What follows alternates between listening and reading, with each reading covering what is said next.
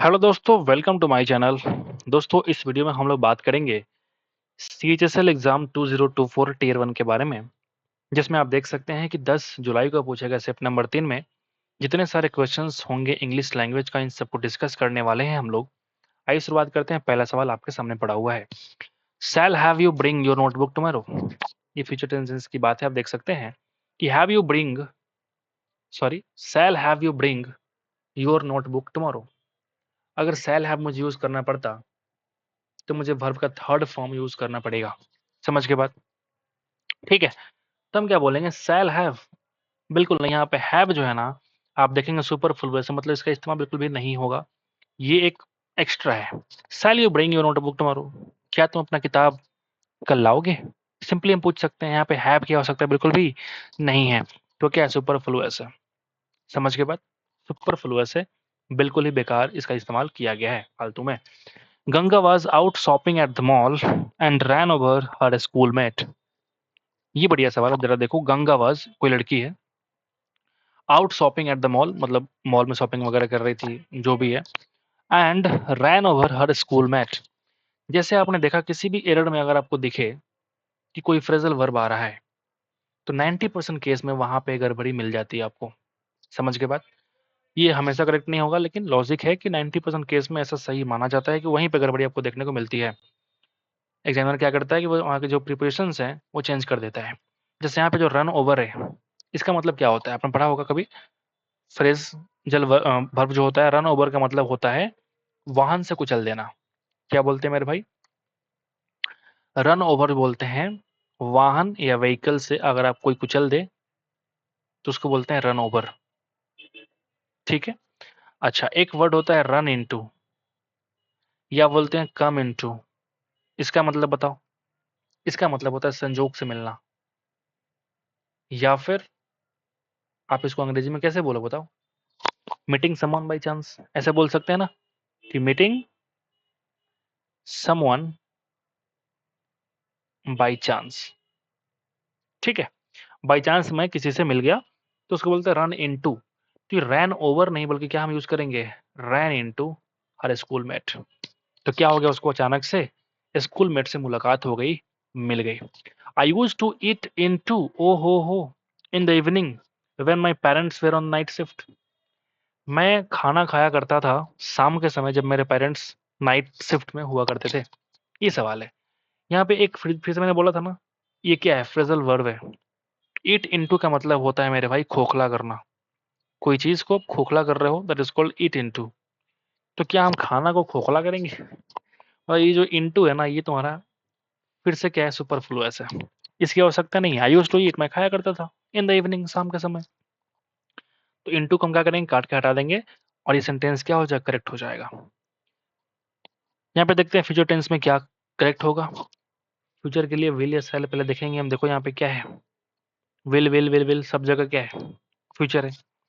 अगला हम देखना चाहते हैं तो ये तो हमारा देखो पास्ट में हो गया। इफ यू हैड वर्क, काट के हटाओ। इफ यू वर्कड, काट के हटाओ, पास्ट में आ गया ना। ठीक है। और जरा पर दो सेंटेंस बच गया हमारे पास। If you work hard in the same manner, जिस तरीके से आप काम कर रहे हो ठीक वैसे ही अगर करते रहोगे, हमेशा मेहनत करते रहोगे तो क्या होगा, you will soon achieve success. सफलता मिलेगी आपको। फ्यूचर की बात हो रही है। If you have work hard in the same manner, अगर यहाँ पे हैव आ चुका है तो पढ़ा होगा आपने कि हैव हो, हैज हो, हैड हो, उसके संग वर्ब क्या होगा, थर्ड फॉर्म आएगा। तो सेंटेंस ही सही नहीं है तो क्या फ्यूचर क्या प्रेजेंट, काट के हटाओ। Option number 1 is the required answer. Comprehension देखते हैं। In today's fast paced and technology driven world, तेज गति से चलता हुआ और तकनीकी रूप से चलता हुआ इस विश्व की बात करेंगे अगर हम, fill in the blanks is crucial to disconnect occasionally for the sake of our health। तो ये बड़ा ही मुश्किल हो चुका है।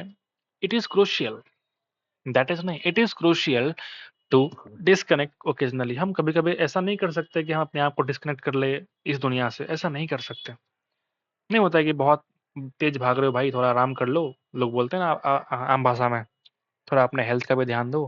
तो ये बड़ा ही क्रूशियल हो चुका है अपने हेल्थ के लिए खुद को इन सब चीजों से डिस्कनेक्ट करना। समझ गए। तो क्या लगाएंगे यहाँ पे, इट इज। आगे बढ़ते हैं। बहुत मुश्किल हो चुका है। Fill in the blanks, exposure to screens and the demands of the digital era can lead to stress, anxiety and reduced well-being। क्या कह रहा है? जो एक्सपोजर मिलता है स्क्रीन पे, मतलब दिन भर स्क्रीन को देखते रहो, डिमांड से डिजिटल एरा का कि भैया अगर हम डिजिटल की बात करेंगे, वो सिर्फ कंप्यूटर वगैरह पर देखेंगे तो आपको स्क्रीन पे ही काम करना पड़ेगा। तो ये जो एक्सपोजर है हमारा दिन रात सुबह शाम, ये मुझे क्या कर सकता है, स्ट्रेस में ला सकता है, चिंता में ला सकता है, ठीक है, हमारी कुशलता में कमी ला सकता है, रिड्यूस वेलबिंग बोलेंगे उसको। तो ये चीज़ क्या होगा, लगातार मतलब कांस्टेंट अगर मुझे एक्सपोजर मिले इन सब चीज़ों का, तो ये सब चीज़ें हो सकती है। अगर वो स्पोरेडिक मिले तो फिर काम मेरा सही चलेगा। इसका मतलब क्या, तितर-बितर हो जाना या फिर रुक-रुक के, इट इज़ कॉल्ड स्पोरेडिक। रुक-रुक के अगर मुझे देखना पड़े कंप्यूटर, कोई दिक्कत नहीं, स्क्रीन देखना पड़े कोई दिक्कत नहीं, लेकिन मुझे लगातार देखना पड़े तो स्ट्रेस, एंग्जायटी, कुशलता में कमी हो जाएगी, सारी चीज़ें यहाँ पे देखने को मिल रही है। रिडंडेंट का मतलब होता है बेकार, ठीक है। और एक वर्ड क्या है, इंटरप्टेड, मतलब बाधित हो जाना। तो यहाँ पे जो सेंटेंस में सही ऑप्शन फिल करेंगे वो क्या होता है, constant. Constant exposure to screens and demands of the digital era can lead to the stress, anxiety, and reduced well-being. Taking time to unplug and engage, engage के संग हमेशा इन लगता है, इसलिए कुछ भी नहीं करेंगे, सिंपल आगे बढ़ जाएंगे। engage in activities, हम ऐसे एक्टिविटीज में engage होना चाहते हैं that promote relaxation, such as spending time in nature, fill in the blanks hobbies, and simply enjoying quality time with the loved ones allows us to recharge। या फिर मतलब हमें खुद को रिचार्ज करने के लिए क्या करना पड़ेगा, टाइम स्पेंड करना पड़ेगा नेचर में। जो हमारी हॉबी है उसको परसू करना पड़ेगा। हॉबी को हम चेज नहीं करते, हॉबी हमारा कोई गोल नहीं है, हॉबी और गोल में फ़र्क होता है। गोल को हम चेज़ करते हैं, जो मेरा लक्ष्य है उसको हम पीछा करेंगे, लेकिन जो हमारा हॉबी है, इसको हम पीछा नहीं करेंगे, तो हम करेंगे, उसको हम सिंपल परस्यू करेंगे। हॉबी का चेज़िंग नहीं होता है, याद रखिएगा इस जीवन में हमेशा। हॉबी और गोल दोनों अलग चीज़ें हैं। हॉबी का मतलब जो हम करते हुए आ रहे हैं, क्रिकेट खेलना मेरा हॉबी है, इसको हम चेज़ थोड़ी करेंगे। जब मन करेगा हम खेल लेंगे, तो उसको हम चेज़ नहीं करेंगे, ना ही हम कंस्ट्रक्ट करेंगे, ना ही हम क्या करेंगे, ट्रेल करेंगे, बल्कि हम उसको परस्यू करेंगे। ट्रेलिंग का मतलब भी क्या बोलते हैं, पिछला वालों को बोलते हैं ट्रेलिंग, नहीं बोलते हैं look at your trail mail.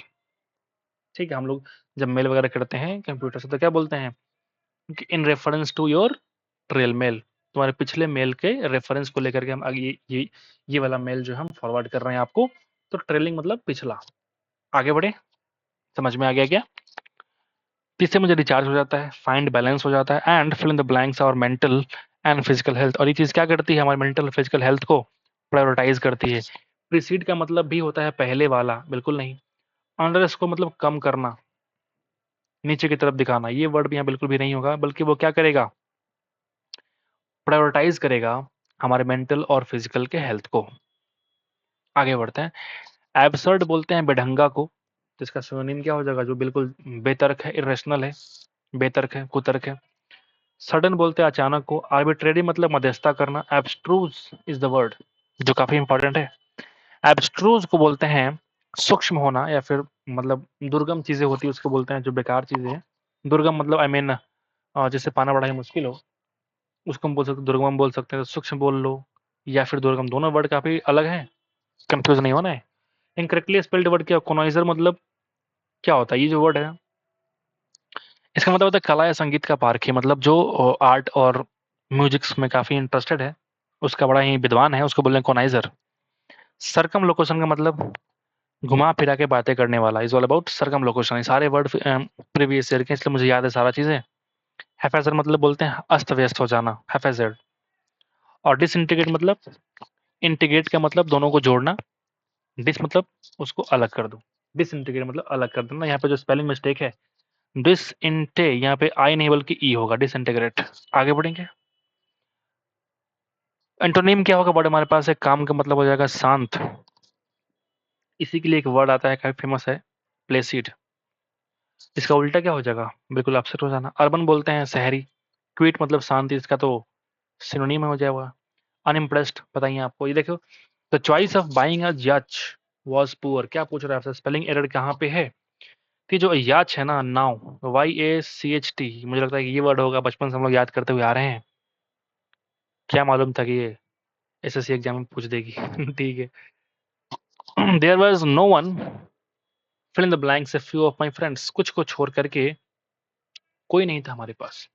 ठीक है, तो ये जो एक्सेप्ट है ये वाला एक्सेप्ट लगेगा। ये से मतलब स्वीकार करना, ये एक्सपेक्ट का मतलब होप, आशा निराशा वाला जो होता है वो होप, ये वो वाला एक्सपेक्ट है, आशा करना, उम्मीद करना। एक्सेप्ट ये अलग है। ए फ्यू क्यों लगा है, मतलब यहाँ पे देखो मैंने कितनी बार बता चुका हूँ, फिर सुन लो क्योंकि ये इतना इंपॉर्टेंट है कि मैं बता नहीं सकता। A few, Q a few the few, बिल्कुल थोड़ा सा, ना के बराबर, बिल्कुल zero, that is called few. थोड़ा सा, ए फ्यू, जो मेरे पास है सब कुछ, द फ्यू। ये किसके लिए आता है, सॉरी काउंटेबल नाउन के लिए, काउंटेबल नाउन के लिए आता है। और ठीक इसी को हम बोले मान लो लिटिल, ए लिटिल और द लिटिल। ठीक, ना के बराबर, बिल्कुल थोड़ा सा, जो मेरे पास है वो सब कुछ, किसके लिए आएगा, अनकाउंटेबल नाउन के लिए।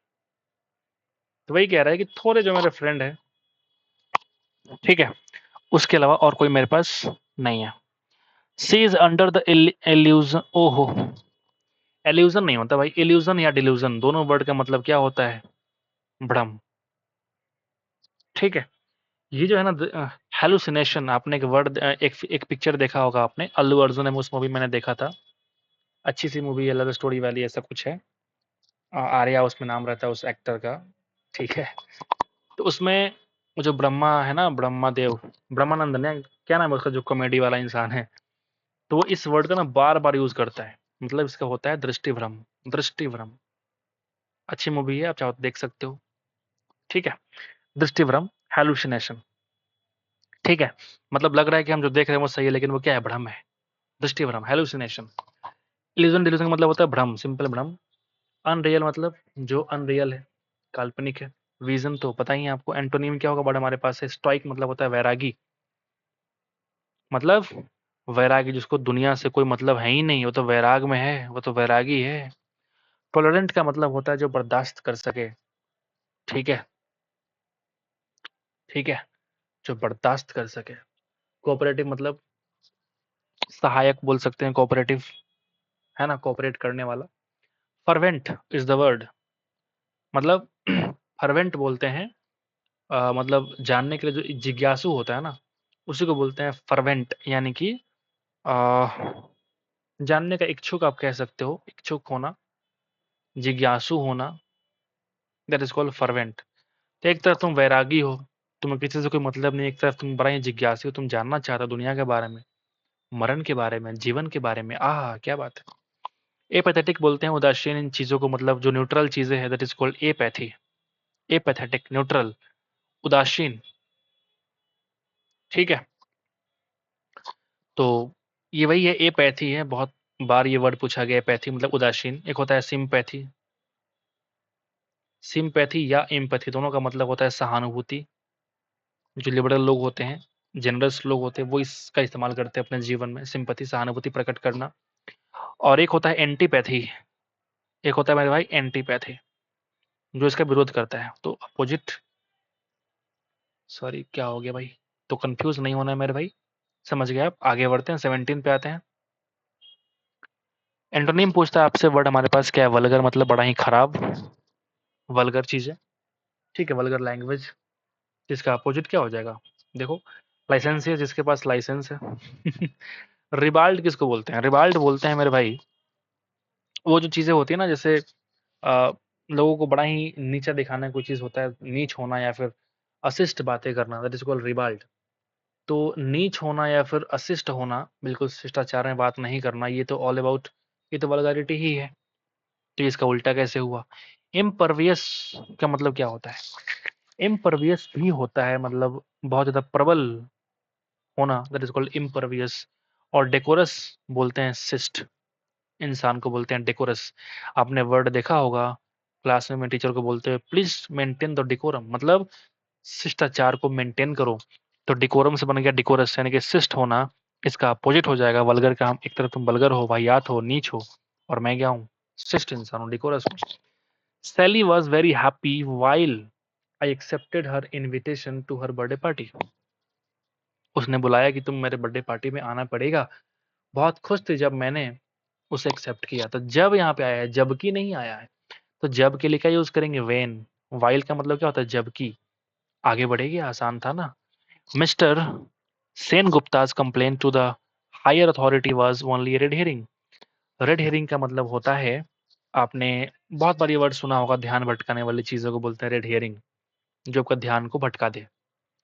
ठीक है, जो उसने कंप्लेन करी थी हायर अथॉरिटी को, वो सिर्फ ध्यान भटकाने के लिए था, वो सिर्फ रेड हेरिंग थी, वो हेरिंग नहीं थी बल्कि रेड हेरिंग थी। तो उसका एक चालाक ब्लफ था, क्लेवर एक ब्लफ था उसका। ये स्पष्ट कोई कन्फेशन नहीं था, बल्कि उसका एक ब्लफ था, झूठा था, वो तो बस ऐसे ही दिखावा था, वो ध्यान भटकाने वाली चीजें थी, क्लेवर ब्लफ था उसका। समझ रहे हो? डिस्करेजिंग, किसी को यहाँ पे डिस्करेज करने की बात नहीं हो रही है, वो सिर्फ फॉर्चुनेट यहाँ पे सौभाग्य वाली एविडेंस वाली बात नहीं है, बल्कि ये क्या एक क्लेवर उसका ब्लफ है जो उसने करा। The common masses have waited for 3 hours to meet the king in the royal court. जैसे आपने देखा फॉर या सिंस अगर लगा होता तो हम क्या बोलते हैं, परफेक्ट कंटिन्यूअस। तो हैव नहीं बल्कि हैव बीन, और वेटेड नहीं बल्कि वेटिंग आपको यूज करना पड़ेगा। Has, have plus been plus verb का fourth form is the required answer for the this question. Antonym क्या होगा वर्ड हमारे पास? ऑक्यूल्ट का मतलब होता है रहस्यमयी हो जाना, कोई गुप्त चीजें करना, रहस्यमयी power, that is called occult. The stone was also said to have occult powers. उस पत्थर में बहुत ही रहस्यमयी शक्तियां थी। ठीक है। अनफैथमेबल का मतलब क्या हो जाएगा? फैथम से बन गया अनफैथमेबल। ठीक है। मतलब जिसको आप था नहीं लगा सकते, जिसको आप पता नहीं लगा सकते कि कहाँ तक जाएगा, मतलब क्या बोलते हैं हिंदी भाषा में, उसको बोल सकते हैं अथाह, बहुत गहरा है। ठीक है। या फिर आप बोल लो बहुत विशाल, दैट इज कॉल्ड अनफैथमेबल। समझ गए? इंटेलिजिबल का मतलब जो समझा जा सके, जिसको समझ में आ सके, जो समझ में आ सके, दैट इज कॉल्ड इंटेलिजिबल। एक तरफ चीजें आपके पास रहस्यमयी पावर है, समझ ही नहीं आ रहा है कहाँ से ये स्टोन का क्या क्या पावर है। एक तरफ रहस्य में है और एक तरफ तुम्हारे पास क्या है, इंटेलिजेंस, जिसको हम समझ सकते हैं। एम्बिगुअस को बोलते हैं अस्पष्ट, जो अस्पष्ट नहीं हो। ठीक है। अगर मुझे इसका एंटोनिम लिखना पड़े तो कैसे लिखेंगे? ये वर्ड होता है एक्सप्लिसिट, वेरी इंपॉर्टेंट, एक्सप्लिसिट, स्पष्ट। ये जो वर्ड लैटेंट मतलब होता है छुपा हुआ, इंडियाज गॉट लैटेंट। अब वो लोग छुप रहे हैं भाई साहब। आगे बढ़ते हैं। He has filled the blanks vision because of his illness. Vision के लिए हमेशा ब्लर का इस्तेमाल करते हैं। हमारा विजन ब्लर हो चुका है, क्लियर मैं नहीं देख पा रहा हूँ। तो फेड वर्ड मुरझाने के अर्थ में आता है, पत्ते वगैरह के लिए आता है फेड, यहाँ पे नहीं आएगा। इसमें क्या आएगा? Blur vision. ऑब्सक्योर का मतलब वो धुंधला होता है, लेकिन यहाँ पे ब्लर विजन होगा, अनफोकस्ड तो होगा ही नहीं। I don't like dirty car so you should keep it spotless. मुझे डर्टी कार पसंद नहीं है, इसलिए हम चाहते हैं कि आप उसको रखो कैसा है, स्पॉटलेस, मतलब इसमें बिना दाग के, बेदाग रखो। यहाँ पे एक इंपॉर्टेंट वर्ड है आपका जो है सैबी। सैबी का मतलब क्या होता है? सैबी बोलते हैं, सॉरी, जर्जर, मतलब कोई चीज बड़ा ही खराब हो जाना को बोलते हैं जर्जर। या फिर से आप यूज कर सकते हो, जैसे नीच वर्ड यूज कर सकते हो, दरिद्र वर्ड के लिए यूज कर सकते हैं सैबी। ठीक है। आगे बढ़ते हैं, 24 पे आते हैं। मोस्ट अप्रोप्रिएट एडियम क्या होगा इस सेंटेंस के लिए? ठीक है। With increasing market prices and stagnant salaries he is filling the blanks. ये हमारे गवर्नमेंट एम्प्लॉयज के लिए आप यहाँ पे करेक्ट यूज कर सकते हैं इस सेंटेंस को। क्या मतलब हुआ इसका? ठीक है। मार्केट का जो प्राइस है बढ़ रहा है, हर चीज में महंगाई बढ़ रही है, लेकिन आपका जो सैलरी है ना स्टैग्नेंट है, मतलब बड़ा ही स्थिर है। सरकार बिल्कुल ध्यान नहीं दे रही है, बहुत गुस्सा करती है, बहुत उसका खुश नसीबी होता है तो आपको 2% का बोलती है कि जाओ डीए ले लो, डियरनेस अलाउंस। ठीक है। 2% आपकी बेसिक बढ़ जाती है। मान लो बेसिक आपका 30,000 रुपए है, तो 2% का मतलब 6 महीने में आपके 30 दूना 6, यानी कि 600 रुपये आपका बढ़ जाएगा। ठीक है। कभी 600 कभी 900, 6 महीने पे बढ़ा देंगे। ये आपका महंगाई भत्ता है। महंगाई के बढ़ने से आपका पेमेंट में बढ़ोतरी हुआ, मतलब 600 रुपये बढ़ के बढ़ा दिए गए, that is called dearness allowance. तो ये चीज ये गवर्नमेंट के लिए एप्लीकेबल है। ठीक है। आप सुकून चाहते हैं सरकारी जॉब करने के लिए, आप आप उसमें आते हैं सुकून के लिए, लेकिन यहाँ पे क्या होता है, आपकी सैलरी इतनी कम होती है कि आप मर भी नहीं पाएंगे, और हाँ आराम से खाना खा लेंगे, भरपेट खा के सोएंगे। लेकिन हाँ ऐसा भी नहीं है कि उस पैसे से आप घर बना लेंगे, कोई बड़ा जमीन खरीद लेंगे, स्टॉक मार्केट में बड़ा एसेट क्रिएट कर लेंगे, ऐसा कुछ भी नहीं होगा, ठीक है? इतना ही देंगे जितने में आप भूखे नहीं मरेंगे। ये होती है सरकारी नौकरी, सुकून है, तो इधर कुछ नेगेटिव पॉइंट्स भी हैं। बाकी प्राइवेट में आपका दिमाग खराब रहेगा, स्टेबलाइज़ नहीं रहेगा, आप परेशान रहेंगे सुबह से लेकर शाम तक, यार जॉब, जॉब, जॉब। लेकिन पैसे भरपूर। अगर स्किल है, तो जॉब चेंज करो, जंप करो, इस ऑफ़िस से उस ऑफ़िस में जाओ। 10 को 20 लाख कर लो, एलपीए लाख पड़े ना, 1 साल का 10 लाख आप कमा रहे हैं तो 15 कर दो, 20 कर दो। तो ये चीज़ें होती है स्किल वाली चीज़ों में। तो हर चीज़ की अपनी-अपनी ख़ासियत है, ठीक है? तो आप अगर सरकारी नौकरी इसलिए करना चाहते हैं कि आपके पास पैसे बहुत आ जाएँगे, ऐसा कुछ भी नहीं होगा, ठीक है? ऐसा कुछ भी नहीं होगा। पैसे तो बड़ा ही लिमिटेड मिलते हैं, बहुत लिमिटेड, ठीक है? जिसमें आप सिर्फ़ अपना पेट भर सकते हैं और कुछ नहीं कर पाएँगे। ठीक है, आप ज़रा देखते हैं, इतना बोल दिया हमने। Get it of the chest, what is the meaning of it? अगर मैं ये बोलूँ कि getting it of the chest का मतलब होता है क्या है? तो जी इसका मतलब ये होता है कि कुछ ऐसी बातें बोल दो, ठीक है? जो लंबे समय से कोई बात बोलना चाहता है। That is called get it of the chest. अरे सीने से बाहर निकालो सारी बातों को, मतलब से something that one has wanted to say for a long time. कुछ ऐसा कहो जो बहुत लंबे समय से कोई कहना चाह रहा है। समझ रहे? एक एक वर्ड जो है बीट द रैप, इसका मतलब क्या होता है?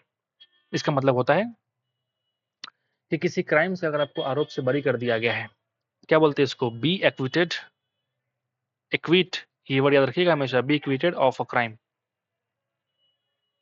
अब इससे मुझे याद आया कि जो एक्विट है ना, आरोप से बरी करना, इसके संग हमेशा ऑफ आता है प्रीपोजिशन।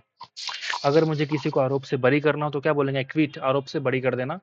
इसके लिए एक और वर्ड आता है मेरे भाई, एब्सॉल्व, एब्सॉल्व ऑफ। जो इंपॉर्टेंट वर्ड है वही मुझे याद आते हैं और मैं वो लिख देता हूँ हमेशा के लिए। ठीक है, देख लो यहाँ पे एक वर्ड आता है कन्विक्ट, मतलब किसी को अपराधी ठहराना, द कन्विक्ट ऑफ। एक्यूज, दोषारोपण करना, एक्यूज ऑफ। तो ये वर्ड जो है किसी को दोष लगाने के लिए है और ये जो है आरोप से बरी करने के लिए। कंफ्यूज नहीं होना, एक्विट एब्सॉल्व मतलब आरोप से बरी करना किसी अपराध से। टेक अ ब्रेक मतलब ब्रेक मिलना, ये तो आपको पता ही है। फील द पिंच का मतलब क्या होता है? फील द पिंच का मतलब होता है कोई आप कठिनाई फेस कर रहे हो, एक्सपीरियंस कर रहे हो, उसी को बोलते हैं फील द पिंच, ठीक है? जैसे आप बोल सकते हो कि एक्सपीरियंसिंग, क्या बोलें इसको? Experience hardships. कोई कठिनाई आप फेस करोगे तो क्या बोलोगे? कि भई I am feeling the pinch. और ये स्पेशली तब होता है जब मैं फाइनेंस की बात करूँ, मतलब पैसे वगैरह की लेकर के बात करूँ, फाइनेंशियल की बात करूँ, तब ये चीज़ें आती है, फील द पिंच, ठीक है? There was some drawing pins in my desk. There was क्यों भाई? ये पास्ट में क्यों जा रहे हो तुम? मैं कभी किसी को ऐसा बोलूँगा कि हाँ, मेरे डेस्क में कुछ ड्राइंग पिन्स था, ऐसे बोलूँगा। अगर कोई इंसान आज हमसे कुछ बात करे तो क्या बोलूँ? था, ऐसे बोलेंगे। There are some drawing pins in my desk, ठीक है? आसान था, सिर्फ़ मुश्किल नहीं था। तो उम्मीद करते हैं कि आपको समझ में आया होगा, तो एक बार लाइक कर दीजिएगा हमारे इस एफर्ट के लिए। बहुत मेहनत लगती है मेरे भाई और ये बात आपको पता है। ठीक है दोस्तों, कुछ फीडबैक देना चाहते हैं, कुछ कमेंट करना चाहते हैं तो कमेंट बॉक्स में कमेंट भी कर सकते हैं। अपनी बातें रख सकते हैं कि हाँ सर, आप और कुछ इम्प्रूव कर सकते हैं या फिर आप कुछ बताना चाहें मुझे सजेशन के रूप में कि हाँ सर, यहाँ पे कुछ आपने मिस्टेक करी है। होती है मिस्टेक, उसमें कोई बड़ी बात नहीं है, हम कोई भगवान नहीं है, फिर हम कोई मास्टर नहीं है।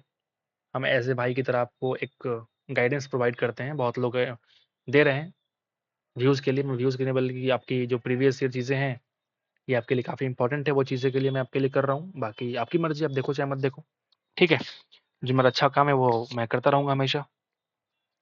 आप अगर चाहते हो 2023 वाला जितने सारे प्रीवियस ईयर्स चीज़ें हैं, मैथ्स का और इंग्लिश का, ये सब चीज़ें मिल जाएँगी आपको जा कर के हमारे प्लेलिस्ट में, ठीक है? सीजीएल का, सीजीएल का, सीपीयू का, जीडी का, सब मिलेगा, ठीक है? आप एक बार जाके एक्सप्लोर करो हमारे प्लेलिस्ट को, मज़ा आएगा आपको। बाकी ये 24 का चल रहा है, इसके बाद सीजीएल करेंगे, सीपीयू करेंगे, हर चीज़ खत्म करेंगे हम, ठीक है? मिलते हैं आपसे अगली वीडियो में। Thank you so much guys.